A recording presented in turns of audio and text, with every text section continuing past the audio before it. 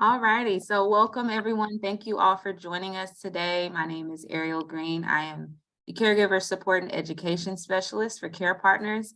And today we have a wonderful presentation by our good friend at the Law Office of Angela Odinsky. We have the Angela Odinsky here to share all of her knowledge and expertise on the topic of Medicaid. As you might know, Medicaid is pretty confusing. It can be confusing, but Angela is here today to share all of her information and expertise with us to make it a little bit easier to understand as you navigate throughout your caregiving journey. So I'm going to turn it over to her.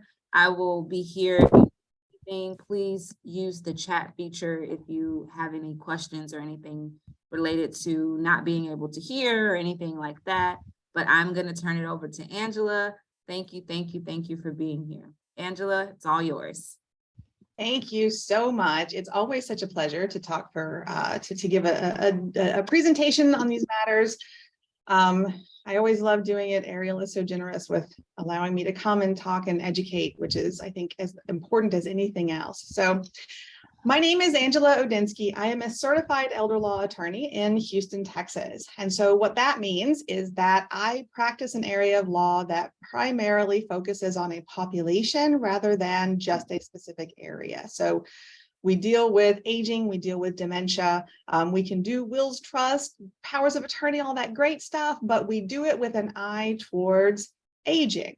Right. So I would like to make the distinction between what is a general estate planning attorney versus an elder law attorney. And in my experience, a general estate planning attorney is very concerned with legacy, right? What happens after you die, making sure that your stuff goes to the right people, that it has the best tax advantage it can have.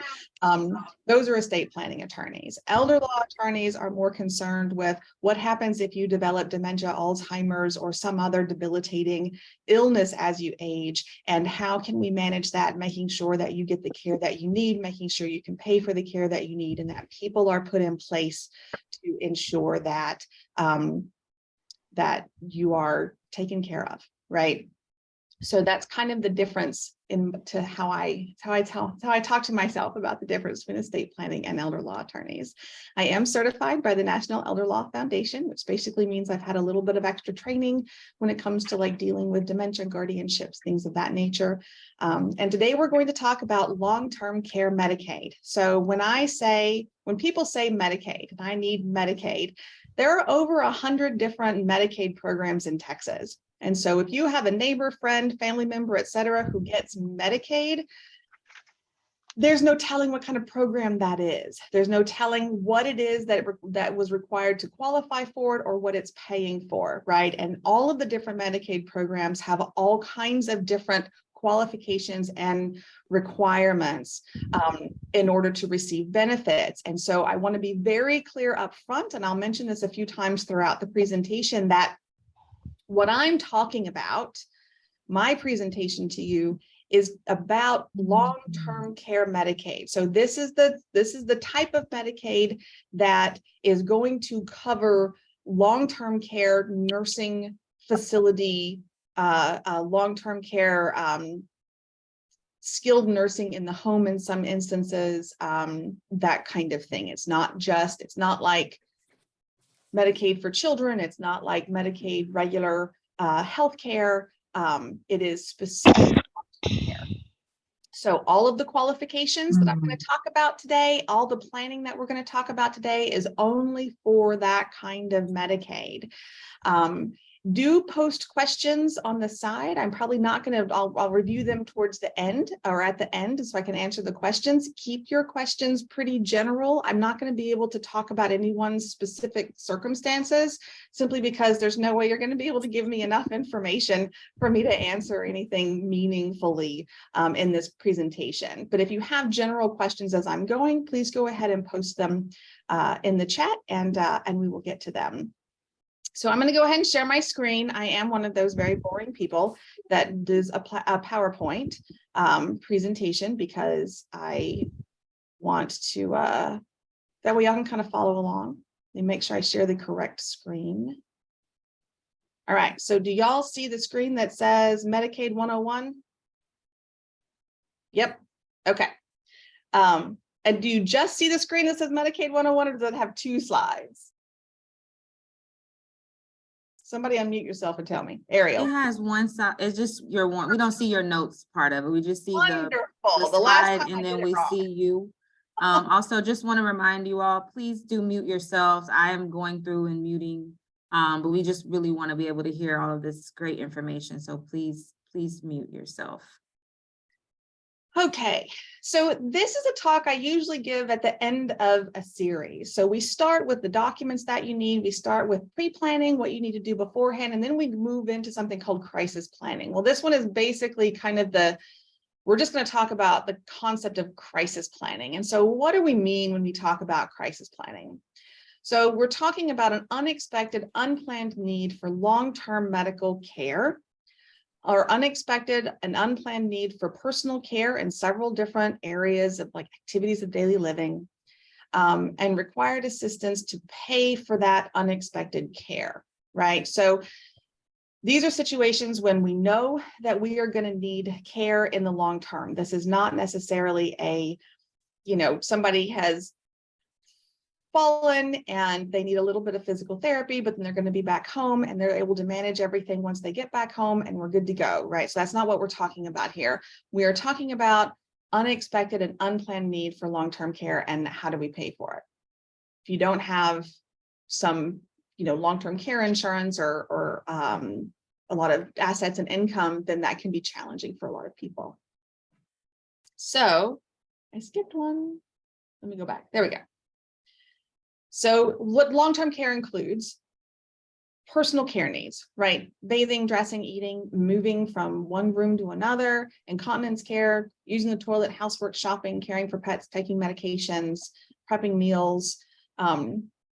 All of these sort of personal care needs are included in the concept of long-term care, right? If we can't do any of these things for ourselves, or we can't do a significant number of these things for ourselves, then we have to have help. We have to have somebody else come in and help us do all of these small things. And so these are generally considered our activities of daily living, right? And so we need long-term care when we are not able to perform a certain number or for a certain quality of activities of daily living. Sometimes private caretakers are enough, right?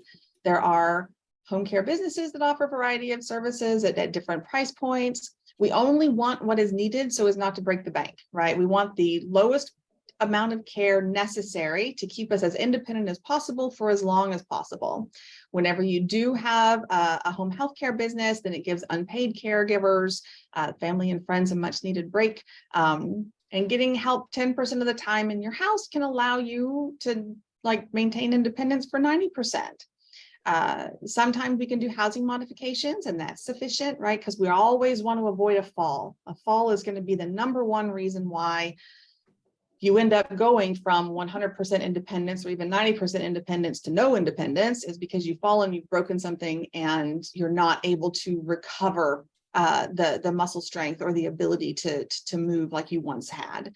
And so we really want, when we're talking about long-term care, talking about paying for it is one thing, but how can we get to a point before that we sort of make a plan and take a look around and put things in place so that we can stay home for as long as possible? Because home care is where everyone wants to be, right? We all want to be at home for as long as possible.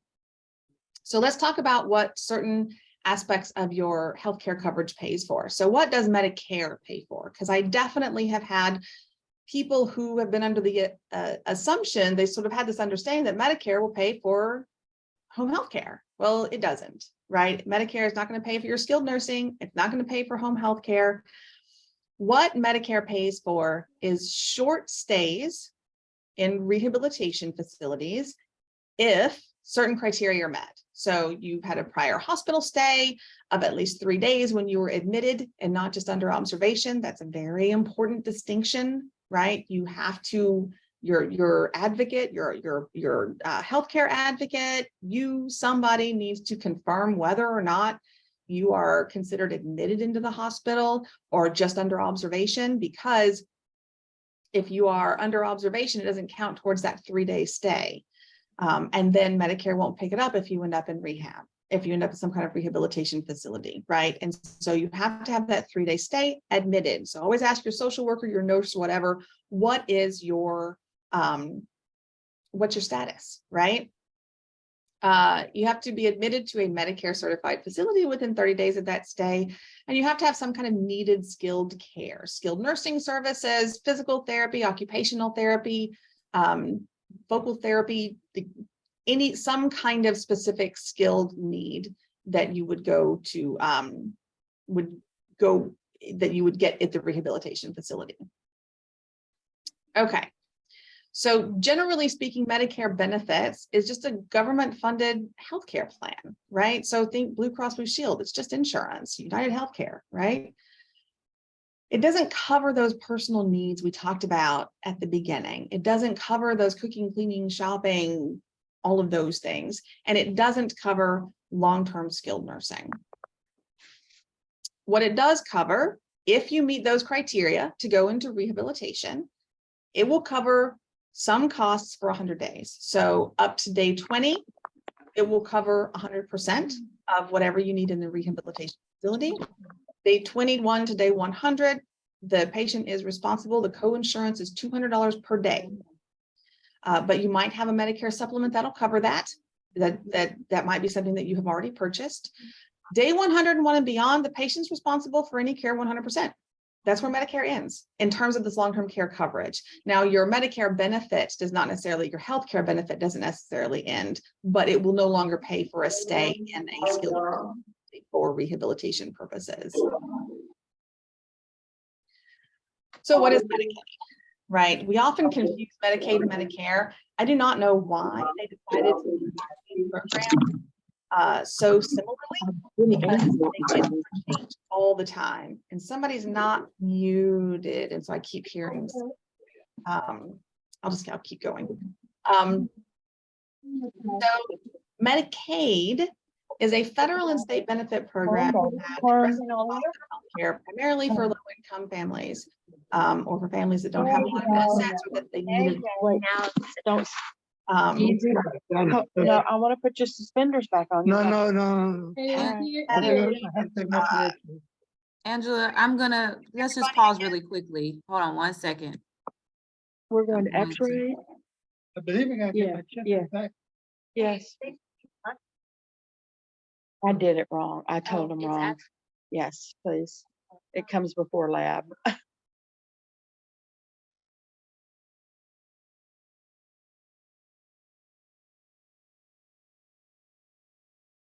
All right, let's try this again.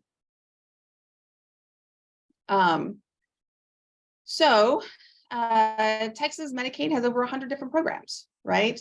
But Medicaid long-term care is our focus for today. So we're not talking about any other program that any friend, family member, neighbor might have, right? All we're talking about is Medicaid. And so Medicaid long-term care is administered, it's a federal benefit that's administered by the states, which means every state is different. So if you have a family member who is getting Medicaid benefits in Illinois and they want to move here and they want to transfer their Medicaid benefit to Texas, we can't do that. That's not how this works. Benefits don't transfer from one state to the next simply because each state has different kinds of benefits. We each have different approaches, right? And we each pay for different things. So every state's going to be different. If you've seen one state's Medicaid program, you've seen one state's Medicaid program. So it is not a simple thing to move from one state to another. It does pay for the largest share of long-term care. So Medicaid is responsible for paying a significant portion of long-term care in this country because, quite honestly, long-term care costs are astronomical and can and most families don't have the income to support it, to be able to pay for it. And so in order to get Medicaid long-term care, you have to meet state and federal eligibility requirements. So if you're dealing with Medicaid long-term care, what is it paid for? Well, it will pay for skilled nursing. So it will pay for being able to be in a skilled nursing facility nursing home, any place that is Medicaid certified and has a Medicaid bed available. It will pay for some home health care or assisted living, though there are wait limits. There are wait times, a wait list, I should say. There is a wait list that you have to be on, which can be anywhere from 6 months to a year to 18 months, depending on what's happening with how it's being funded in the Texas legislature.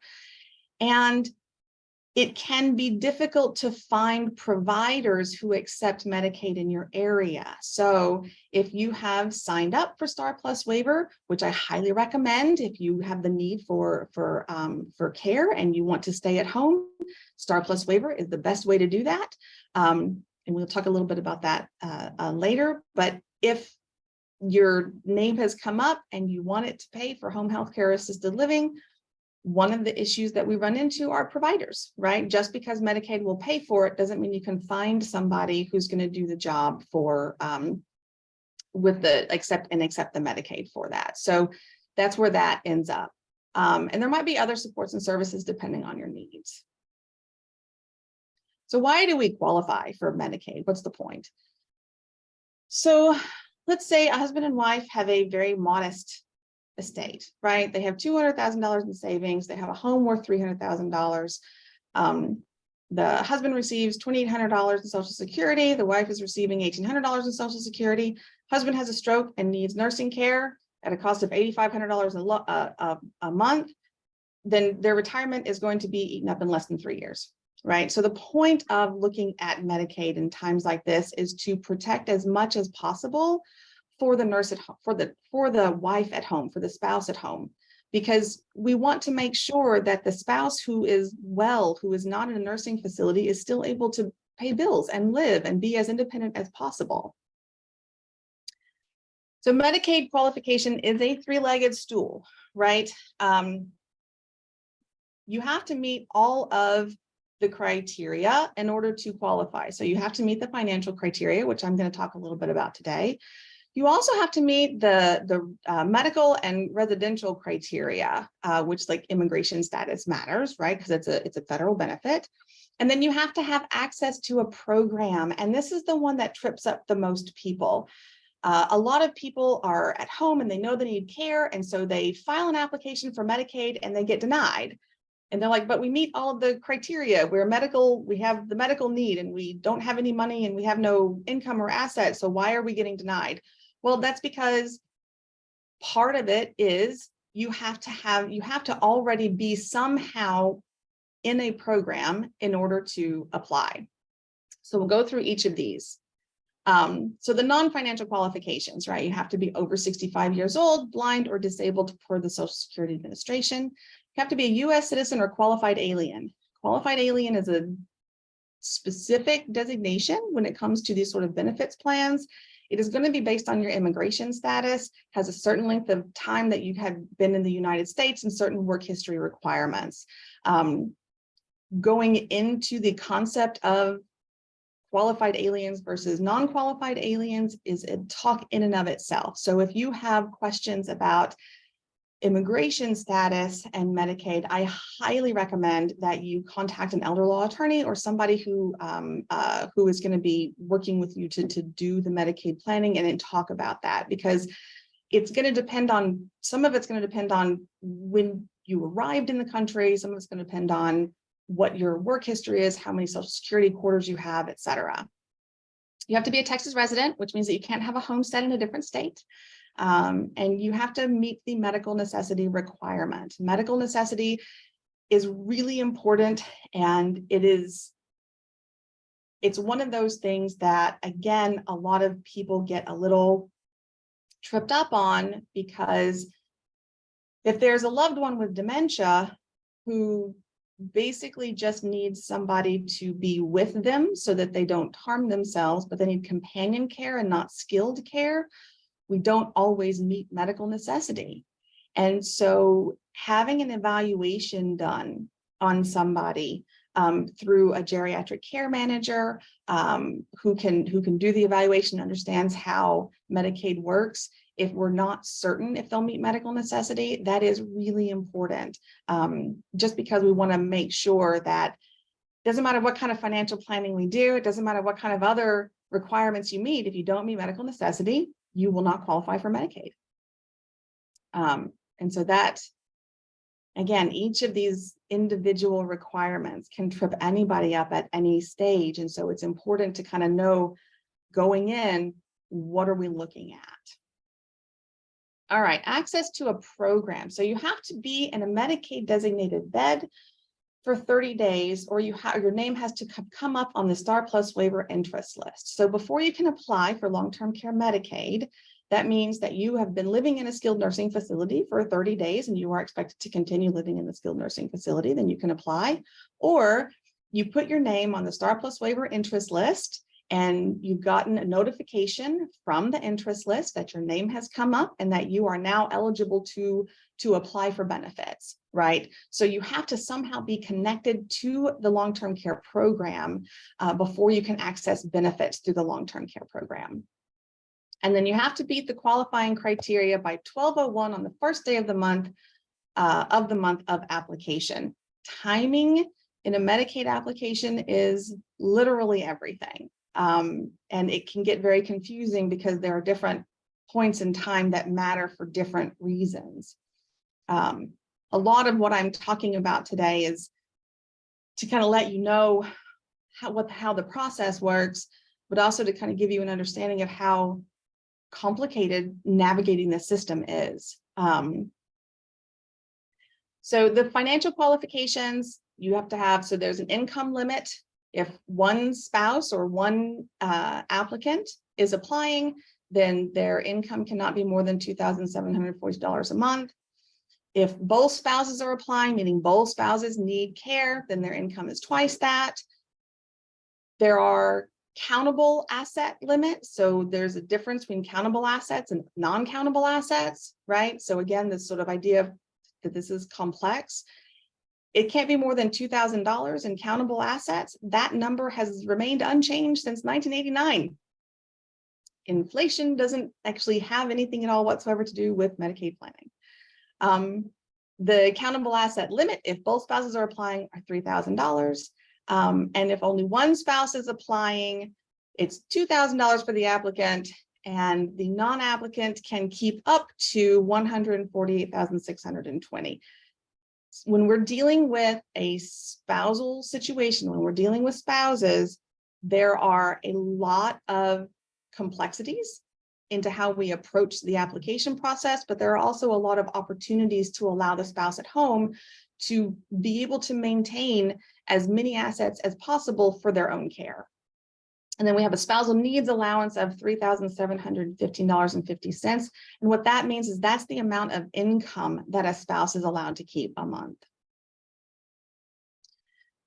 So countable versus non-countable assets. So these are just examples. I can't give the whole list. There's all kinds of different things that make some things countable and some things non-countable, depending on what type of asset they are and how they're being held, right? So cash is always going to be a countable asset. Mineral rights might be countable depending on the value. There's a equation that has to be met to figure out how it's going to count. Any asset that can be liquidated for the cost of care is generally going to be considered a countable asset. So like a whole life insurance policy can be liquidated for care. It has a cash value, so that might be considered a countable asset, right? Depending on the value, overall value of the insurance policy.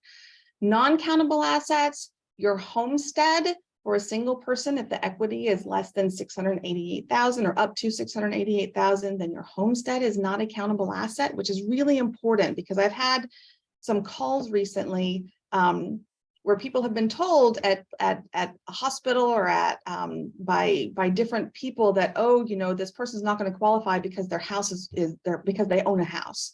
Well, no, that's not necessarily true, right? So your homestead, if the home is worth less than $688,000, then it might actually be a non-countable asset, right? And if a spouse is living there, then it can be worth more than $688,000 because we have no intention of like making the spouse homeless, right? One vehicle, irrevocable pre-need funeral contracts. If you've already paid for your funeral and it's in a contract somewhere, that doesn't count against you. Sometimes there's certain business property, sometimes there's certain livestock and farm equipment. If you have complex assets of any kind at all whatsoever, I highly recommend contacting an elder law attorney that can sit down with you and make a full, complete, comprehensive plan, figure out which of your assets are countable, which are non-countable, and to help you sort of navigate these. This was not made for the faint of heart to try to navigate, right? It is a complicated system. So we're going to do the most basic and simplistic case study, just so you can kind of see how it would work in a spousal situation, okay? So a husband and wife, $200,000 in savings. They have a home worth $300,000. Husband receives $2,800 in Social Security. Wife receives $1,800 in Social Security. This example assumes that $200,000 are cash assets only. I am not going to get into all the different kinds of assets because they are all going to be dealt with differently depending on what kind of asset it is. Each one is going to have to be evaluated on its own. Cash is easy, right? Cash always counts.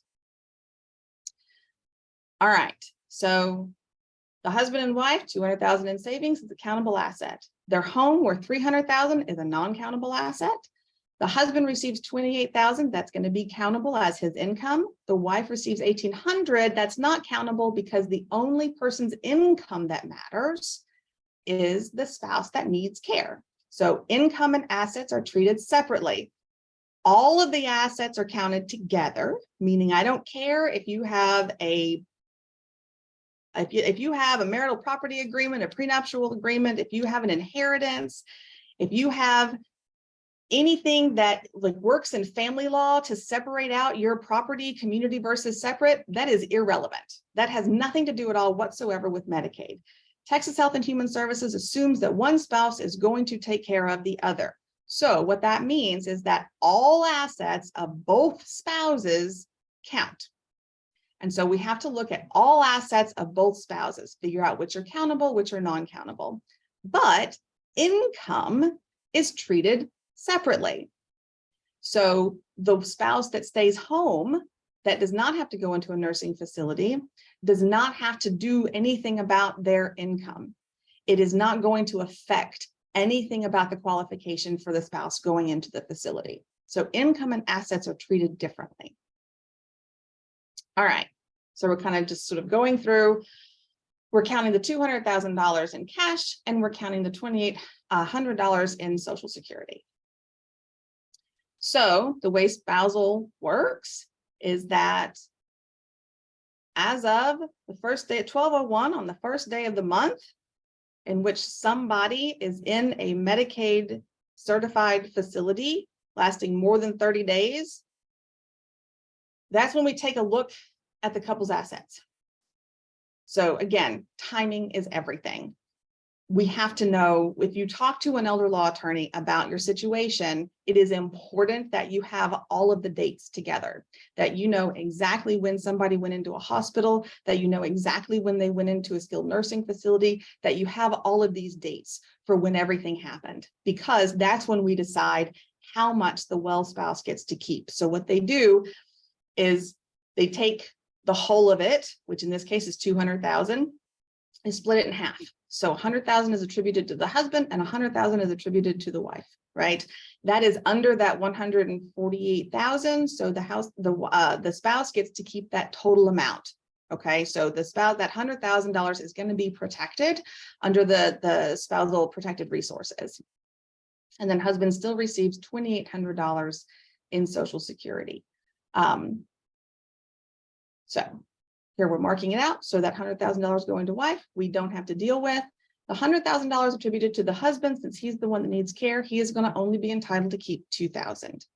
And then he receives $2,800 a month in Social Security. So the husband has to create some kind of qualifying plan to reduce his half by $98,000. What that plan is going to look like is going to depend entirely on your own individual circumstances. And the type of asset that we're talking about. So we're going to create a qualifying plan to deal with that 98,000. Oftentimes people call that spend down, right? You'll hear the term spend down. That's what we mean. We mean dealing with those assets that are too much for Medicaid purposes. So the husband receives $28,000 gross Social Security, which is more than 2,742, right? But it doesn't necessarily mean that he's over the income, because his wife is entitled to keep $3,715.50. Okay, so just because he's over, she's under, so we can kind of give some of his income to her so that she can keep more. Okay, so just because you think you might have an income issue, again, that's something to talk about. The goal of this presentation is to let you know that there are options, right? That it's not, this doesn't have to be sort of an all or nothing. We either have to be fully impoverished or we can't get care, right? That's not necessarily how it is. There are a lot of rules that are beneficial for a spouse living at home that we can take advantage of. One of the reasons why attorneys are the only people in Texas who are allowed to charge for Medicaid planning is because these rules are so complicated, and it's so easy to get it wrong because it has so many ins and outs. So what are we going to do? We're going to create a qualifying plan for the husband's assets, that $98,000. We're going to try to do everything we can to make sure that the spouse gets to keep that too, right? And then we're going to subtract $60 from the husband's income for his personal needs allowance. And then we're going to figure out how much the spouse needs in order to get up to that $3,715.50. And we're going to take that from the institutionalized spouse's funds, and then he's responsible for $824.50 in the facility.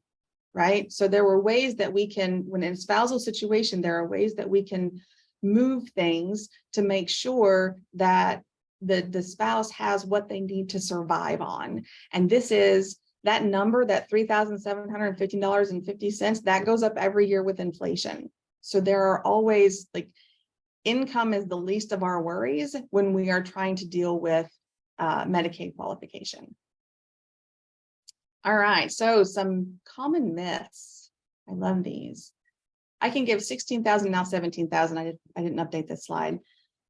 I can give 17,000 a year in anticipation of Medicaid. No, you cannot. That 17,000 a year that you hear about is only for the IRS. It has nothing to do with Medicaid, right? Texas Health and Human Services and federal Medicaid and the federal Medicaid program have created a 5-year look back period for gifts. What that means is that there is a specific policy against giving your stuff away in order to qualify for Medicaid. So there's a 5-year look back period that says if you gave your things away within the last 5 years before applying for Medicaid, Texas Health and Human Services is going to presume that you did it for the purpose of qualifying for Medicaid, and you will be penalized. The penalty is an equation that we have to do based on some certain yearly rates, okay? Now, sometimes gifting makes a lot of sense as part of an overall plan, but you have to know what you're doing and how it's going to affect you and how you're going to systemically do some kind of gifting. If you are just giving your stuff away because you believe that you'll be able to, you are most likely going to be penalized, right? So you have to be very careful. There are all kinds of planning opportunities that we have. Gifting is not necessarily a bad thing. Sometimes it makes the most sense in certain circumstances, but it has to be part of a comprehensive plan that is looking at the big picture. And you cannot, like the Medicaid, the IRS rules have nothing to do with Medicaid. I only have to report the assets in my sick spouse's name. I had that client one time. He was told by the by somebody who worked at the nursing facility that he did not have to report any asset that was in his name alone. He only had to report the assets that were in his spouse's name. Well, his spouse's name was only on one of their bank accounts that they just kept for like household kinds of expenses. And so that's what he reported. She was immediately qualified because there wasn't a whole lot of money in that account. He came to me to ask about something else. And when I was started drilling down into what was happening here, I was like, wait a minute, this doesn't make any sense. So we got that fixed. We got everything taken care of. But there's a lot of really bad advice out there from very well-meaning people. And no one's trying to get anyone else into trouble. But there's a lot of really bad advice out there, which is, again, why only attorneys are allowed to charge to do any kind of Medicaid planning, because it is very complicated and a lot of people do not know the rules, and the internet is not your friend. So be very careful about receiving advice from a well-meaning person, even if they are a professional at the nursing facility or at your doctor's office or whatever. Contact an elder law attorney and make sure that you are doing this correctly, because that application comes with criminal penalties for lying. And so you don't ever want to be dealing with that. Like I have no risk tolerance for that. And I think most people have no risk tolerance for that. But they don't know what to do because it's not clear and it's difficult to find this information. A well spouse must be completely impoverished themselves for the sick spouse to qualify. No, I think we kind of cleared that up in the case study. There are really robust rules in place to allow a spouse to maintain assets so that they can care for themselves. And so if your spouse needs care, the best thing you can do is sit down with somebody who knows what they're doing and come up with a plan for qualification and a plan to make sure that you can continue to live on your own. This one's a real big one. If my spouse applies for Medicaid, the state will take my house. Well, not necessarily. So there is something called Medicaid estate recovery. Okay, every state has to have a state recovery program. It's required by the federal statute. Texas was the last state in the union to actually enforce or create rules for its Medicaid estate recovery, because our homes are sacrosanct, right? And so there are absolutely ways that we can protect the house. And one of those is that there are a ton of exceptions, or exemptions, I should say. If there's a living spouse, then the homestead, like that is an absolute exemption from Medicaid estate recovery. If there's a minor child, it's an absolute exemption from Medicaid estate recovery. There are a few other exemptions. So the first thing to do, if there is any kind of concern about Medicaid estate recovery and you're talking to your elder law attorney about those concerns, let them know everything that's going on, right? And then we also have other ways to protect the home. Some of you may have heard of things like ladybird deeds or transfer on death deeds, right? So those would be things that you would talk with your attorney about to make sure that you get everything in place so that Medicaid estate recovery, you don't have to worry about it. All right. Planning opportunities for a single person are a lot fewer, right? Because we're not trying to protect money for a person at home. Generally speaking, when we're dealing with a single person, the people who are most inclined to protect those assets are going to be the adult children. And so we do have some ways to protect assets. There are certainly some planning opportunities that we have. They may not be as robust, especially in the crisis planning. As a single person, pre-planning is the best way to go about it.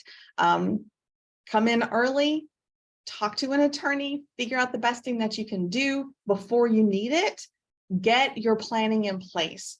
Get all of your documents in place, right? That's the best thing you can do. For a couple, that's the best thing you can do too. But for a single person, that's going to give you the most opportunities. Excuse me. And depending on the types of assets, that you have, they're, converting from countable to non-countable assets, all of that, like there might be some opportunities for that. If your income is over the limit, again, this is not something that we need to be super concerned about because we can manage it. It's something called a qualified income trust or Miller Trust. And so a lot of people may have heard this phrase Miller Trust. And the concept behind a Miller Trust is basically if you have, very few assets or none. So your asset is under $2,000, but you get $4,000 a month in pension benefits and Social Security. That $4,000 a month you've been living on, it's enough to pay rent in your apartment, and you don't necessarily you're not necessarily collecting assets, but it's enough to live on. Well, if you need to go into skilled nursing and you need assistance paying for it, generally speaking, the average cost of a facility is going to be, $8,000-$10,000 in Houston at any rate. It's less expensive in some of the smaller communities outside of Houston, but in Houston proper, it's going to be pretty expensive, $8,000 to $10,000. Well, $4,000 a month is not enough to pay for that, and there are no other assets. So what are you supposed to do, right? So we have this qualified income trust, and so we can kind of put the money in a place that funnels it directly to the facility every month so that your income goes to pay the copayment to the facility, and then Medicaid picks up the rest. So there are things that we can do if you're over the income, but you otherwise qualify at an asset level. All right, common terms that you're going to hear. Miller Trust, we just talked about. Spin down, right? It takes many forms. It doesn't mean necessarily just spending your money willy-nilly, right? There are a lot of different ways to approach it. You might hear the phrase Medicaid annuity. That is a planning technique that should be used as part of an overall comprehensive plan. Nothing that I have mentioned here is anything that should be done on its own, right? It's all stuff that needs to be done as part of a comprehensive plan.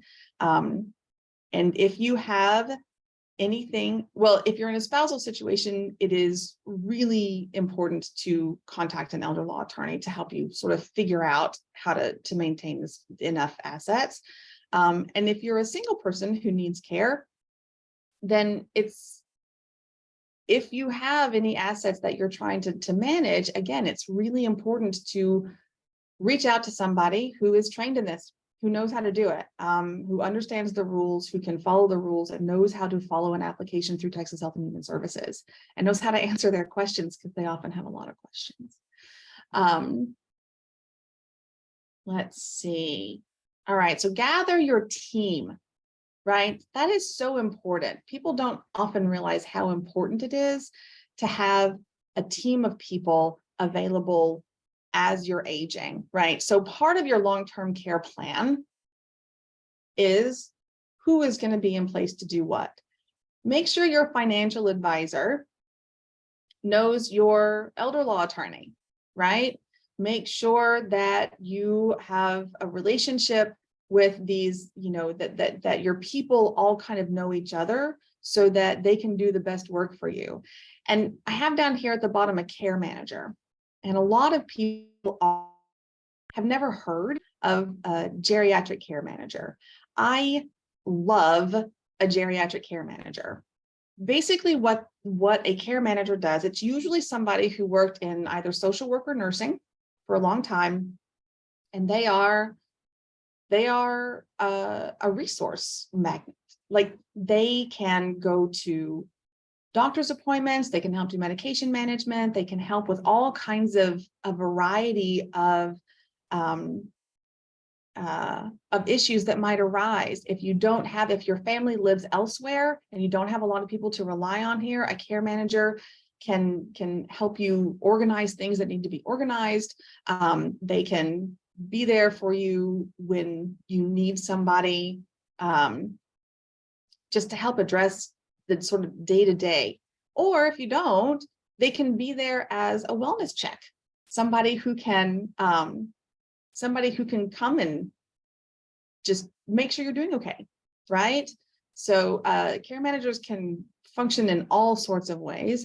There are some independent care managers around Houston. There are also some that work specifically with home health care agencies.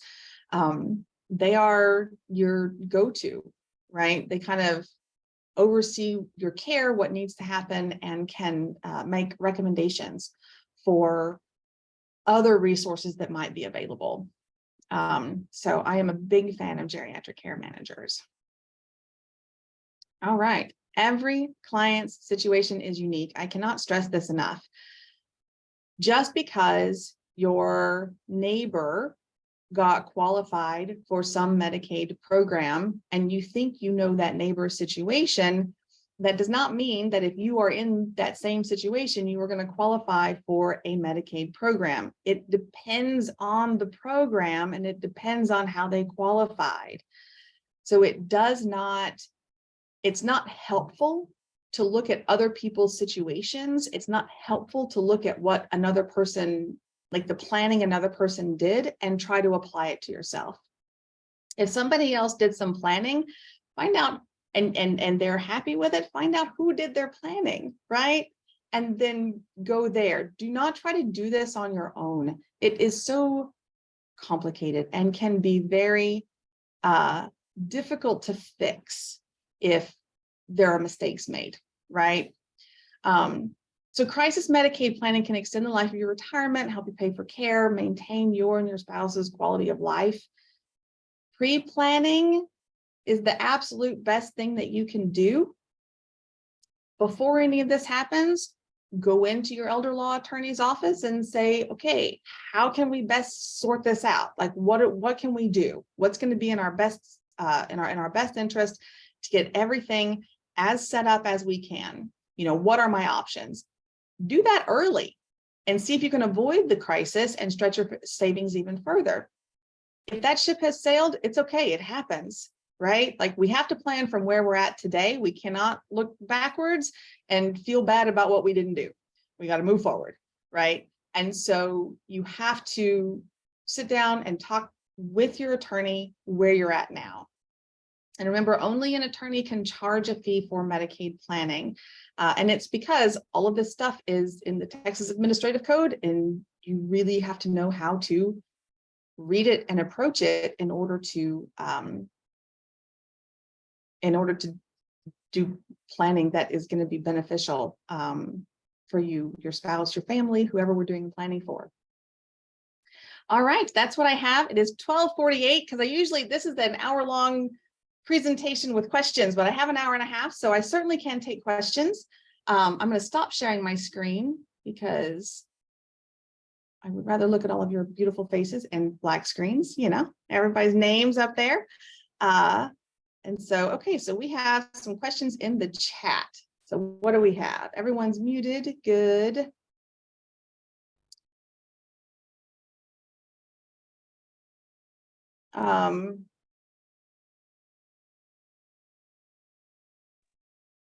Okay, so we have a question about co-ownership, right? So if your family member owns property with other people, how is that going to count as an asset?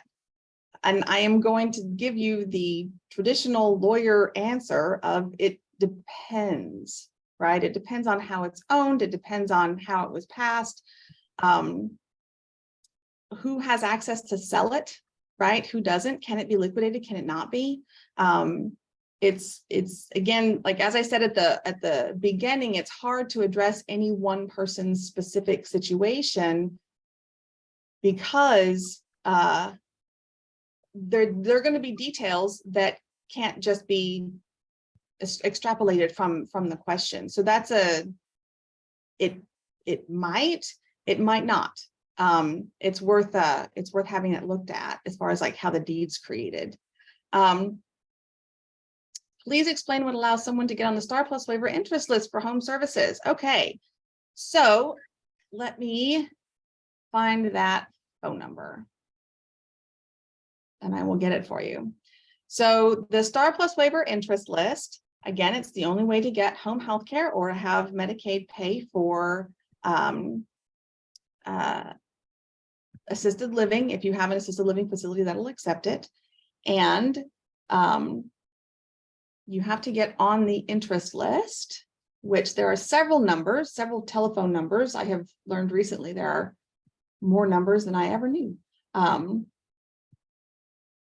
the number that I put a have, number in the chat, Angela. I don't know if it's correct, but it's 713-692-1635. That's the Let- number I use. that's the number you use. Okay. If it works, then it's one of the numbers that works, right? I also have 87. If you're not in the Houston area, I have another number I will put in the chat. It's an 877 number. So what you do not have to qualify when you get on the Star Plus waiver interest list. Okay, so you do not also already have to be financially qualified to get on the interest list. You just have to get on the interest list. You call them, you'll give them a social security number, you'll give them your address, telephone number, identifying information. And then when your name comes up on the list, they will give you a call, they will send you a letter, and they will say, you know, hey, your name's come up on the list, and you can apply if you want. You are eligible to apply. If you're not ready, because your loved one's not ready, or you're not ready for the home health care services, or for whatever services at the time your name comes up on the list, say, thank you very much. I don't need it right now, but keep me on the list, right?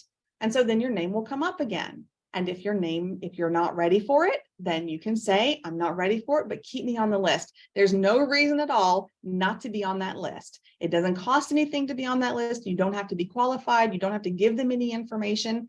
Just get on the list. Your name comes up, everything will go down. Then you can decide what you want to do when your name comes up, right? So you can call the number, give them the information, get on the list, and then go through the process of qualifying for Star Plus waiver, which again is a little, it can be a complicated process because of that whole medical necessity aspect of it. But that's how you get on the list.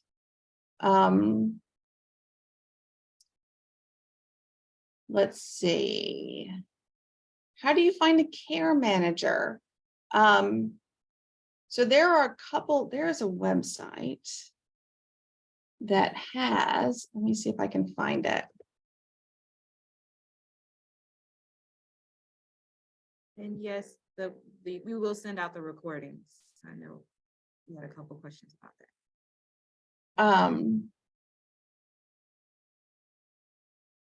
I'll have to look because I know there's a group, Aging Life Care Association. So Aging Life Care Association has chapters and groups. It's a professional organization for care managers. That is a good place to start looking for a care manager. I will paste their website here. There are a couple that I like to use around Houston. Somebody asked, the Star Plus waiver interest list also required for memory care facility. Memory care facilities mostly do not accept Medicaid. So it doesn't matter.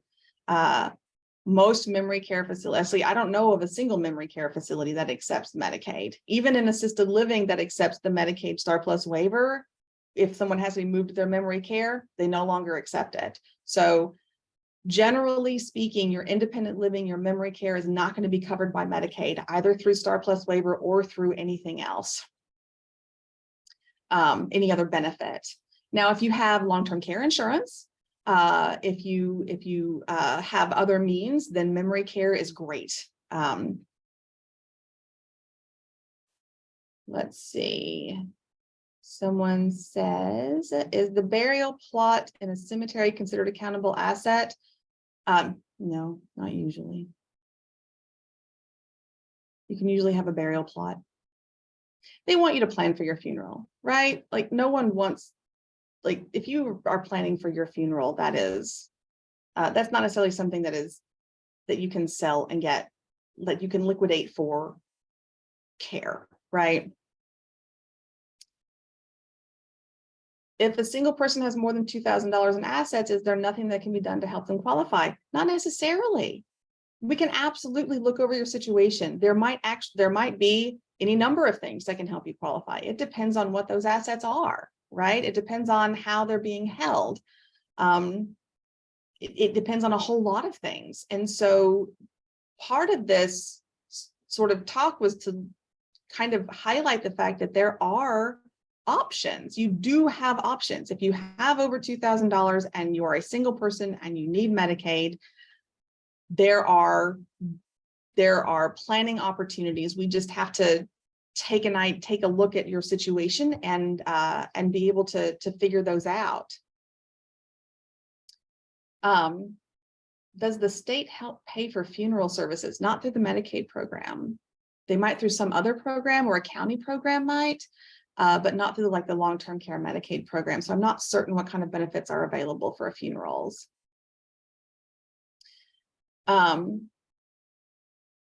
So I understand that assisted living in Harris County and maybe Brazoria County may accept Medicaid. Are there any personal care homes that accept Medicaid? Not to my knowledge. To my knowledge, there are only 2 assisted living facilities in the Houston area that accepts Medicaid Star Plus waiver. So, and no personal care homes that I'm aware of. It's certainly a question that you can ask, but I don't believe so. Is there a special certification for elder law attorneys? And I knew I was going to get this question. What's the ballpark cost? I cannot tell you that, but I'll tell you why. Is there a special certification? So yes, I am a certified elder law attorney. There are also a lot of really exceptional attorneys who practice elder law who are not certified. I chose to get the certification. I am happy that I got the certification, but there are some excellent attorneys out there who do not have the certification in elder law that are still elder law practitioners, and they've been doing it for decades, and they are wonderful. So if you have an elder law attorney in your area that doesn't necessarily have the designation of certified elder law attorney, it does not mean that they are not an exceptional elder law attorney. Okay. It's like going to any other sort of board certified attorney. There are many people who are board certified, and it's great, and you're going to get exceptional service from somebody who's board certified. There are also attorneys who are not board certified in those areas that are exceptional attorneys. Some people choose to take the exam, some people don't, right? I am pleased that I was able to do so. It is a choice that I made. Some of the best attorneys I know in elder law never got their CELA designation. I think they should, but it doesn't mean they're not exceptional attorneys. As far as the cost, the very first application I ever submitted was 900 pages. Another application I submitted was 150 pages, and I've submitted an application with 25 pages, right? As I'm sure you can imagine, the one that was 900 pages was a really complicated, complex Medicaid planning that had a lot of moving parts. It is going to be more expensive than the one that was 25 pages and mostly straightforward. We just had to explain a couple of things to Texas Health and Human Services. There is no ballpark, period. It depends on what your circumstances are. It depends on what you need. It depends on what kind of additional planning needs to be done. It depends on the types of assets and what we have to do with them, right? It's going to, like, the time that you spend, the time that your attorney is going to spend managing your application, that is what is going to determine the cost of it. I will not, like, numbers are not helpful, because whatever number, and I certainly am not going to speak for another attorney, right? Numbers are not helpful because they're meaningless to your individual situation. I could tell you a number and you'd be like, oh my God, that's too expensive. But it turns out that you only need something really little and it would have been much less, right? Or I tell you a number and what you need is significantly more. And then you're like, shell shocked. Depends on your circumstances. Some things are complicated. Some things are simple. I don't know. Oh, somebody said there are several small type assisted living or personal care homes that do accept the Star Plus waiver. I know you. Wonderful. Get those resources out if you can, Saeed. put those resources up, because that's helpful for everyone, including myself. I don't know all of the facilities. That is not where my focus lies. I rely on locators, right? I rely on people who have the resources, who know the assisted living facilities and the personal care homes, who can help my clients find the right placement. That is just as important a member of your team as anybody else is, right? How is a spouse's IRA treated? Oh, again, it depends. Sometimes an IRA is treated as an asset, and sometimes an IRA is treated as income. It depends on the status, and your age, and where you're at in the process as far as like required minimum distributions. That is one of those that you have to ask. Generally speaking, the prevailing way it's been treated, this is not in writing anywhere, but if it's in RMD status, then we can usually treat it like income and not as an asset. If it's not in RMD status, then we have to treat it as an asset, but there's still things that we can do to help manage that, right? So it's one of those questions that you're going to talk to your attorney about in terms of the best way to deal with different assets. Somebody's asking for clarification back to Medicare. Does a person have to be discharged directly from the hospital to a skilled nursing facility rehab in order to receive Medicare benefits? No, it has to be within 30 days of the hospital stay. So if you were discharged home and then you have to go back to rehab within a week, then it's still part of that stay, I believe. I think that's what was in my notes. Oh yes, and Saeed responded to that one as well. Thank you.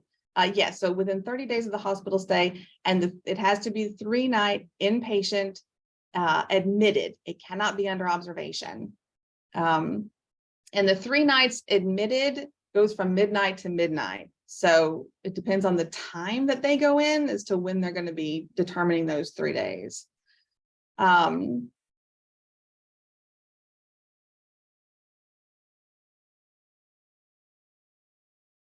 So, okay, so somebody is talking about their mom was there was an order placed for some home health care services through mom's Medicare Advantage insurance policy. And then the social worker they were working with helped get additional care through community attendant services. So that is also a Medicaid program that is separate from long-term care. And in some cases, community attendant services it's a great thing to apply for. If you are not sure what kind of services are available in your area or what's going to be best for you, I love the Area Agency on Aging. Every county in Texas has access to an area agency on aging. It is a number that you call. It generally is going to be there to have all kinds of these resources available. You'll call them, you'll tell them your situation, and they can kind of tell you what sort of resources are available, and they can sometimes help you apply for those resources depending on what they are. Sometimes community attendant services is a great stopgap between sort of rehabilitation and independence, or, at home before you're able to get the STAR Plus waiver, right? If you need additional help at home, then it might help. So community attendant services are great. Again, it's going to have qualifications, income asset qualifications. They are a little different, I believe, than the long-term care qualifications. But Area Agency on Aging is a great resource. Just to confirm, Medicaid does not pay for memory care facilities. That is true. I can confirm that. Someone's asking what the 2 assisted living facilities are. Oh, well, Troy. Hi, Troy. So again, my locators, right? I was telling you how wonderful my locators are. Troy Williams is one of them. He helps me find placement for all kinds of of clients in need. And so he knows of one private pay memory care community that takes limited clients on the waiver. So contact a locator. I hear about these things from other people, so I don't have a direct. It's not so much a matter of what the waiver will pay for, it's a matter of what the facilities will accept, right? So when you say, will it pay for memory care? Well, if a memory care facility accepts the waiver, then sure, right? If it doesn't accept the waiver, then it doesn't. Remember, we were talking about, Medicaid can approve care, but if there's no provider, then that's not really helpful. And Medicaid can't force providers to accept care. So that is, so that's where the issue lies. It's not so much what Medicaid will or won't cover, or the facilities, because the facility has to be a Medicaid certified facility, right? And most memory care facilities don't get that certification. And so that's where we end up with these distinctions. But talk to a locator service. They are great. Yes. Oasis Senior Advisors, I'm giving you a plug because I love Troy. He works with me all the time. I moved my brother from Oklahoma to Texas. He left 2 trucks. Is that considered countable assets? So like we talked about in terms of assets, 1 vehicle, right? That's what you're entitled to have. So that my assumption is that it would be a countable asset. I don't know how they're titled, right? He had trucks with someone else's name on them. Did he own them with somebody else? Is that a thing that we can look at? I don't know. But that's something to, when you come in for your consultation with your ultra law attorney and you bring in all the assets, bring in those 2 trucks, like bring in the titles and say, okay, there are these 2 trucks. Do they count? Right? Like that's part of the conversation that you have to have. We'll look at it and see. What about someone who's on hospice who's running out of money? That,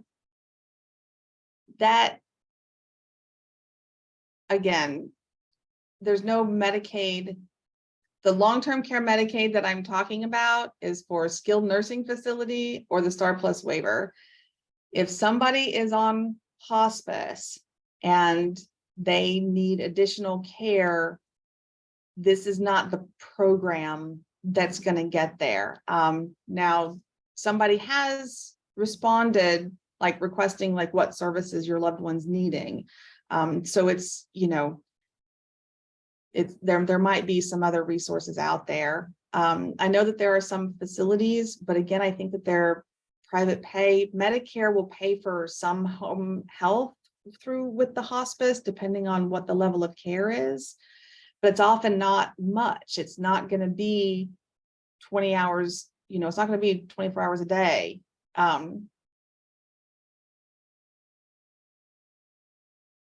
Linda, I see you. Will you unmute and ask your question?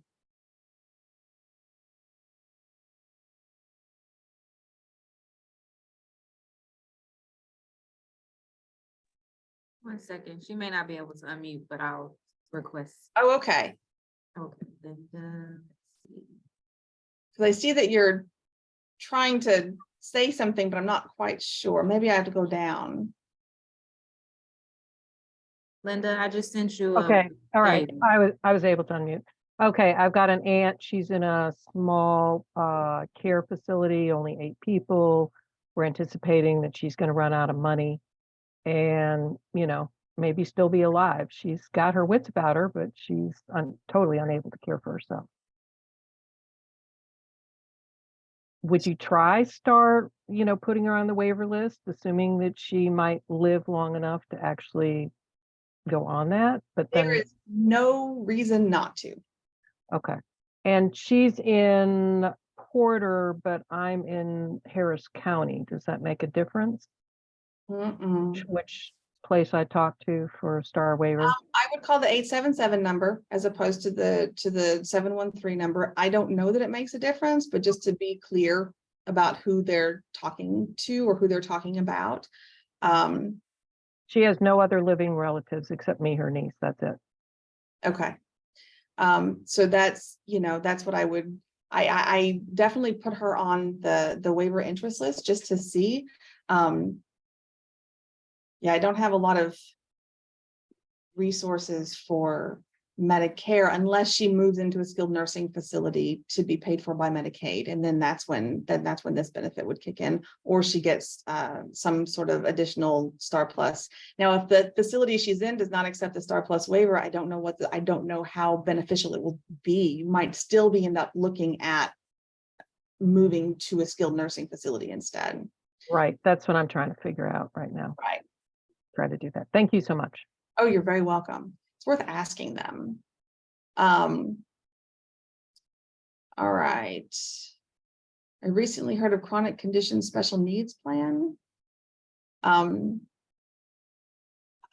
asking me if I have any information on chronic condition special needs plan, and I don't. I don't know if that's a program through Texas Health and Human Services, or I'm not entirely certain who that's through, so I don't have any information available for that, but I'm going to look it up because I do special needs planning. Do most facilities require private payment for a certain time frame before allowing Medicaid or the waiver to kick in?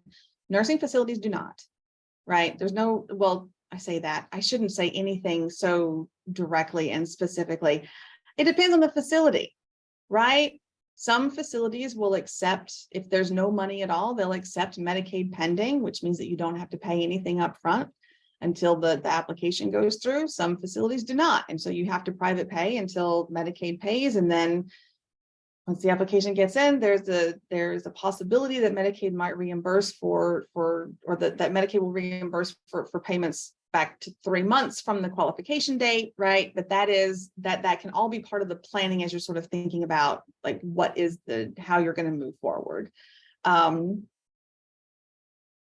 As far as the waiver goes, yes, some assisted living facilities require private payment. Again, some don't. It depends on their policy. There's no one size fits all for any of this. And all of the facilities are going to have literally their own approach to how they're going to deal with this. And so the best thing to do is contact a locator service who knows the facilities and knows what questions to ask, or to call around yourself and try to find the answers to some of these questions about what can be, who accepts what when, right? And what's the timing that they accept it. If Medicaid doesn't cover memory care facilities, then what are the facility options for loved ones with Alzheimer's?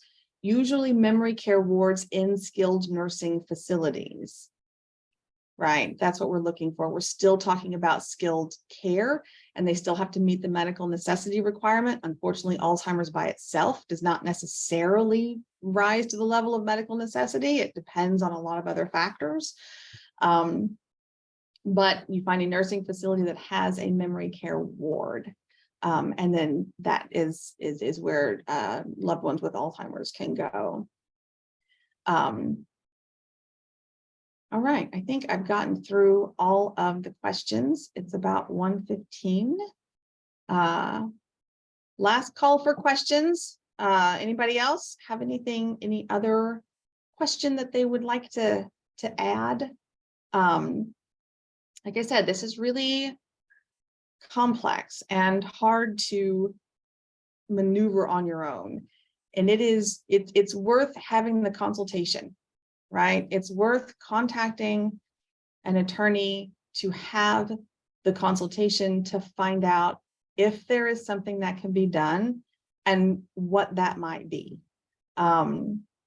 Usually that's going to be a paid consultation, but you'll have to talk to the attorney, right? It's going to be different. I can't speak for any of the others.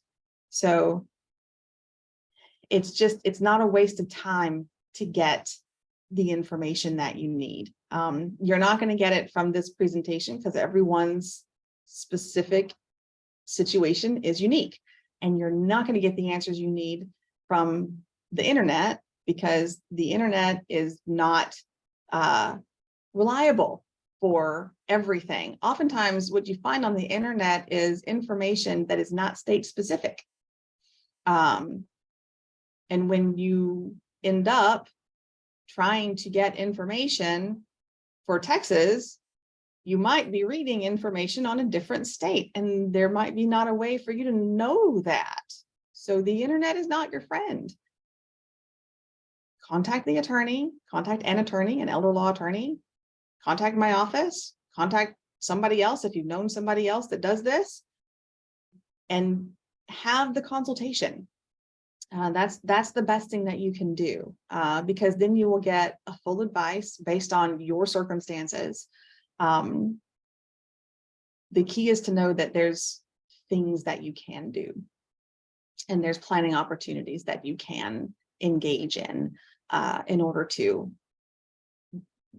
make the best choices. It's hard to approach this and know what's the right decision without all the information. All right, Ariel, I will send it all back to you, because I've got nothing else. Thank you, Angela. Thank you, everyone, for joining. I hope that it's been helpful. We will be sending out the handout, so the slides that Angela used for the presentation, as well as the recording from this presentation. We'll send that out in a couple of days. We have to get it downloaded and upload it to YouTube. So if you registered for the presentation, you will get the email.